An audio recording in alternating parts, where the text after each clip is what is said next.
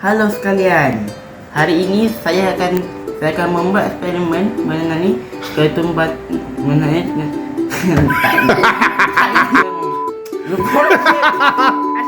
Hari ini saya akan membuat eksperimen tentang cecair isi padu yang sama tetapi ketempatan yang berbeza.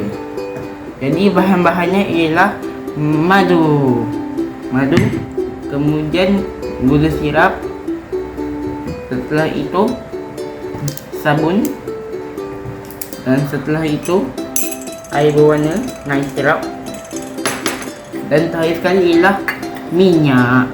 Ini bahan pertama yang kita akan masukkan ialah madu. Ni madu.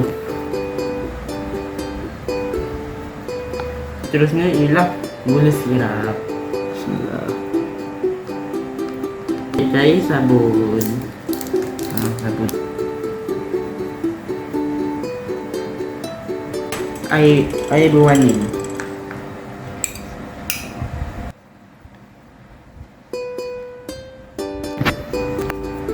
Dan akhir sekali kita akan masukkan minyak. Bismillah.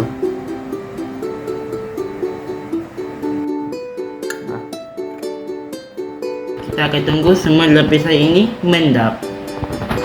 Terdapat 5 lapisan yang kita boleh lihat di sini. Lapisan terendah ialah madu, diikuti dengan gula sirap, cecair sabun, air berwarna, dan yang paling atas sekali ialah minyak.